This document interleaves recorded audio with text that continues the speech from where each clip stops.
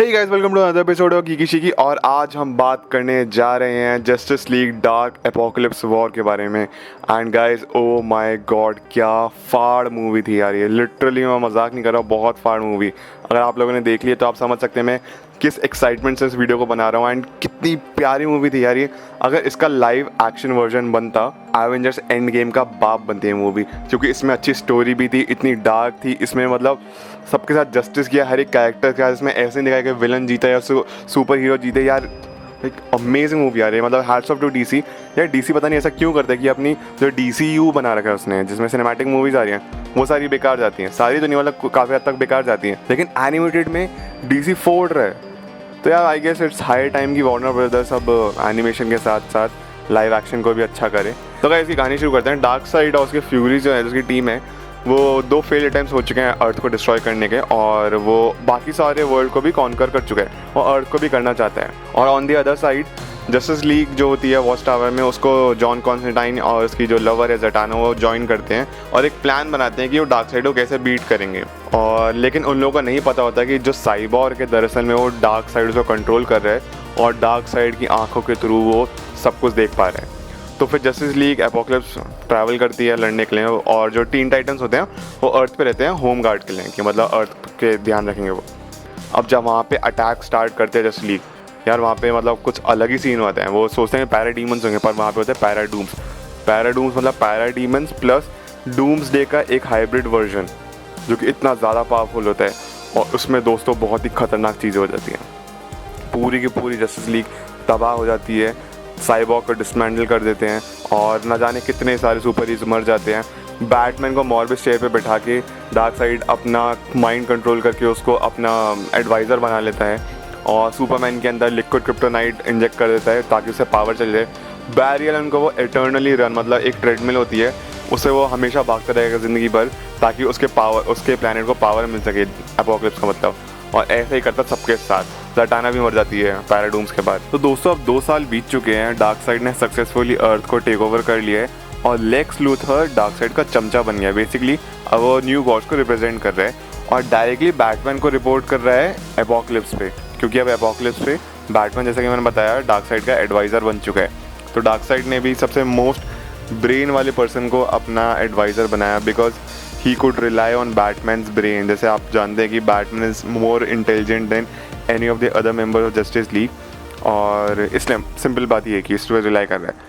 अच्छा, उसी के साथ साथ एक ना रीपर्स नाम की कुछ सेंड किया हुआ है अर्थ पे, जो कि अर्थ की कोर की माइनिंग कर रहे हैं। और जितने भी सर्वाइविंग हीरोज़ बचे हैं, जितने भी सुपर हीरोज़ बचे हैं, वो सब क्लार्क केंट को ब्लेम करते हैं, मतलब सुपरमैन को ब्लेम करते हैं कि उसकी वजह से पूरा फेल हुआ था। अब क्लार्क केंट क्या करता है, क्लार्क केंट रेवन को रेस्क्यू करता है, जिसके थ्रू वो जॉन को लोकेट करते हैं, ताकि ये पता चल सके कि डेमियन वेन कहाँ है, और उसके बाद फिर वो बैटमैन को फ्री कर पाए। समझ रहे हैं? तो क्लार्क ने रेस्क्यू किया रेवन को, सो दैट पता चले कि जॉन कॉन्स्टेंटाइन का है, ताकि जॉन कॉन्स्टेंटाइन पता लगा कि डेमियन वेन का है, और वो एट द एंड बैटमैन को फ्री कर पाए। क्योंकि ऑब्वियसली अगर बैटमैन को फ्री कर दिया तो मतलब जस्टिस लीग को एक बार फिर से खड़ा किया जा सकता है, जितने भी लोग बचे हैं, और एक बार डार्क साइड से जीता जा सकता है। अब जब लोकेशन पता चल जाती है डेमन की, तो वो वहाँ पे पहुँचते हैं, लेकिन उसी के बीच में क्या होता है, रेवन का जो बाप है, जो फादर है उसके, ट्रिगन, जो बेसिकली वो रेवन को अंदर से कंट्रोल कर रहे हैं। ट्रिगन एक मॉन्स्टर है और वो रेवन को अंदर से कंट्रोल कर रहे हैं, और रेवन समहाउ अपने आप पे कंट्रोल करके बाहर निकल दिया, और वो डेमन को रेस्क्यू करते हैं। उसका डेमन को रेस्क्यू करने के बाद वो सारे के सारे मेट्रोपोलिस पहुँचते हैं, जहाँ पे लोइस लेन ने कुछ सुसाइड स्क्वाड के मेम्बर्स को रिक्रूट कर लिया, जिसमें से एक है हार्ले क्विन। और हार्ले क्विन अब सुसाइड स्क्वाड को लीड कर रही है, क्योंकि अमांडा वॉलर की डेथ हो गई थी कैंसर से। तो ये सब लोग वापस अपने सर्वाइवल का एक कुछ तरीका निकाले हैं, कैसे हम अभी भी अर्थ लोगों को बचा सकते हैं, फिर कैसे हम डार्क साइड के ऊपर उठ सकते हैं और बैटमैन वापस लेकर आए, डार्क साइड को हराएं, एपोकलिप्स को ख़त्म करें। तो बहुत तगड़ी प्लानिंग चल रही है लोगों की। अब जब इनकी पूरी की पूरी टीम गैदर हो जाती है, Suicide Squad, Constantine, Raven, Superman तो था ही, और लोइस लेन वगैरह सब, तो वो बूम ट्यूब खोलने के लिए पहुँचते हैं लेक्स कॉर्प के पास। अब वहाँ पे क्या होता है कि लोइस लेन बताती है कि वो किसी एक ऐसे आदमी को जानती है जो कि एपोकलिप्स पे काम कर रहा था एज एन अंडरकवर, और लोइस लेन को सारी इन्फॉर्मेशन दे रहा था कि कैसे हम वहाँ तक पहुँच सकते हैं, कैसे बच सकते हैं, कैसे बैटमैन को रेस्क्यू कर सकते हैं। तो उस टाइम को पता चलता है कि जो डार्क साइड है वो एक प्लैनेट ओवे पे जा रहा है उसको कॉन्कर करने के लिए। तो अभी उनके पास टाइम है कि वो एपोकलिप्स पर जाके उसको सेव कर लें। तो उसको पता चलता है कि अंडर कवर दरअसल में और कोई नहीं, खुद लेक्स लूथर ही था।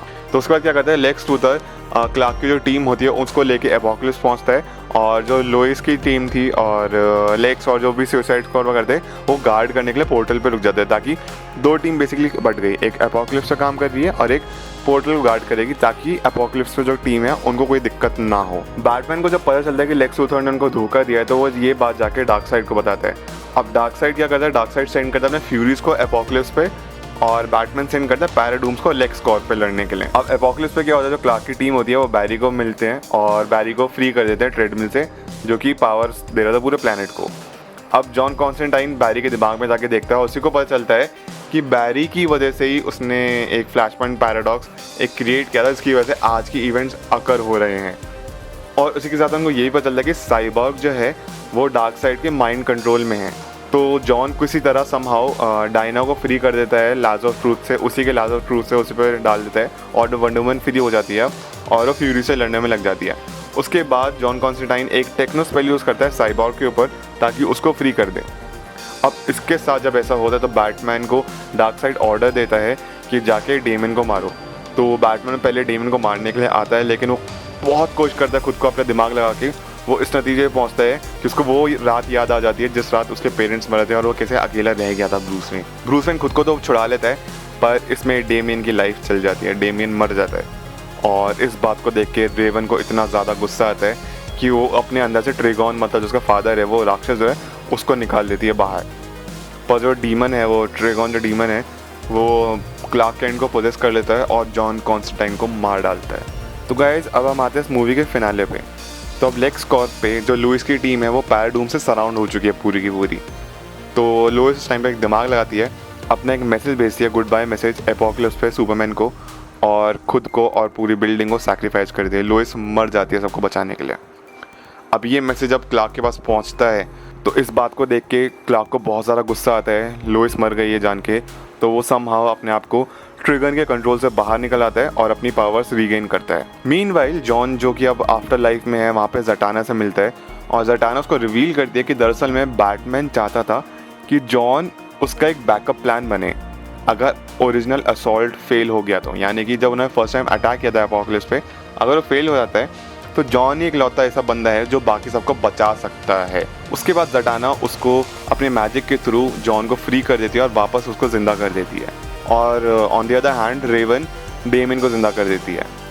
रेवन और जॉन ट्रेगन को उसकी फिजिकल बॉडी दे देते हैं ताकि वो डार्कसाइड से लड़े और एक डिस्ट्रैक्शन बन जाए। तो डार्कसाइड को बहुत फोड़ता है ट्रिगन, क्योंकि ट्रिगन भी काफ़ी ज़्यादा पावरफुल था, उसी की ऑलमोस्ट काफ़ी बड़ा हो जाता है वो। और cyborg on the other hand teleport कर देता है पैराडूम्स को वापस एपोकलिप्स पे और के हीरोज़ को, जितने भी जस्टिस लीग के मेंबर्स थे, वापस अर्थ पे, और एक बहुत बड़ा सा ब्लैक होल क्रिएट कर देता है जिसमें डार्कसाइड, ट्रिगॉन, एपोकलिप्स सबके सब वापस उस ब्लैक होल में घुस जाते हैं और साइबॉर्ग अपने आप को सैक्रिफाइस करते हैं बाकी सबको बचाने के लिए। यहाँ पे फाइनली वो वॉर ख़त्म होती है जो कि इतने साल 2 साल पहले शुरू हुई थी, जिसमें पूरी ह्यूमैनिटी डिस्ट्रॉय हो गई और डार्कसाइड जीत गया था। बट अब सब लोग अर्थ पे होते हैं, ऑल उनकी विक्ट्री तो हो गई, लेकिन बैटमैन रिवील करता है कि 31% ऑफ अर्थ का जो मोल्टन कोर है, मैंने आपको स्टार्टिंग बताया था ना कि माइनिंग चल रही थी, हाँ, तो अब उसकी वजह से 31% जो मोल्टन कोर है वो जा चुका है। और इसकी वजह से होगा ये कि जो अर्थ की रोटेशन है वो अफेक्ट करेगी, अर्थ की रोटेशन अफेक्ट करेगी तो अर्थ ख़त्म हो सकती है, उसके ऊपर डूम हो जाएगा, अर्थ ख़त्म हो सकती है और डिस्ट्रॉय हो जाएगी पूरी। To prevent this John Constantine Barry को कन्विंस करता है कि उसको एक और टाइमलाइन बनानी चाहिए, एक और फ्लैश पॉइंट बनाना चाहिए और एक नई लाइफ अपनी लिए स्टार्ट करनी चाहिए ताकि सब कुछ वापस रीसेट हो जाए। ऑल्दो बैरी ने प्रॉमिस किया था अपनी वाइफ आयरिस से कि वो ऐसा कभी नहीं करेगा, पर अब इस बार मजबूरी थी क्योंकि अर्थ एनी हाउ डिस्ट्रॉय होने वाली और जैसा कुछ इवेंट्स हुए थे तो सब कुछ ख़त्म हो जाएगा। अब वापस अर्थ, तो मतलब दोस्तों जैसे फ्लैश पॉइंट पैराडॉक्स स्टार्ट हुई थी ना मूवी, ये उसी पॉइंट पे मूवी ख़त्म होती है। अगर आप लोगों को, अगर आपने फ्लैश पॉइंट पैराडॉक्स देखी हो तो फ्लैश पॉइंट पैराडॉक्स में फ्लैश भागता है और एक टाइमलाइन क्रिएट कर देता है सबको ठीक करने के लिए। समहाउ अगर आपने मूवी देखी तो समझ जाओगे क्या बात कर रहा हूँ। और वैसे ही इसमें फ्लैश एक बार फिर से लास्ट में भागता है और डेमियन और रेवन किस करते हैं और बाकी सब सुपर हीरोज उसको देख रहे हैं फ्लैश को भागते हुए और नई टाइमलाइन को बनते हुए। और दोस्तों यहाँ पे मूवी ख़त्म हो जाती है। आई एम नॉट किडिंग, जब ये मूवी ख़त्म हो रही थी मेरे रोंगटे खड़े हो गए थे कि मतलब इन्होंने क्या, मतलब पूरे एक साइकिल ऑफ लाइफ जैसे होती है ना, जहाँ से आपकी शुरू हुई है ज़िंदगी वहीं पे आपकी ख़त्म होगी, उस तरीके से उन्होंने इस मूवी को बनाया कि फ्लैश पॉइंट से शुरू होकर फ्लैश पॉइंट पे इस मूवी को ख़त्म किया। और शायद यहीं से इन्होंने ऐसा इसलिए लिया ताकि जो उसकी DC कॉमिक्स की जो नई कॉमिक बुक्स थी DC रीबर्थ, उस पर अब ये फिल्म्स बनाएंगे। तो ना DC एनिमेटेड यूनिवर्स का न्यू 52 जो अभी चल रहा था वो ख़त्म हो गया और DC रीबर्थ अब नया स्टार्ट होगा। तो दोस्तों ये थी कहानी justice League Dark Apokolips war की। एंड मैं मजाक नहीं कर रहा, आप लोगों ने नहीं देखे तो प्लीज़ को देखो, और बहुत अच्छी मूवी है यार ये। और इमेजिन करो अगर लाइव एक्शन बनती तो क्या बाप मूवी बनती है। तो खैर दोस्तों ये थी वीडियो, मैं उम्मीद करता हूँ कि आपको पसंद आई। और दोस्तों जैसे मैं हमेशा कहता हूँ, प्लीज़ वीडियो को like comment subscribe and share कर दो, और कमेंट में मुझे बताओ मैं नेक्स्ट वीडियो किस पे बनाऊँ। और मिलते जल्दी, तब तक ख्याल रखिए अपना, बाय।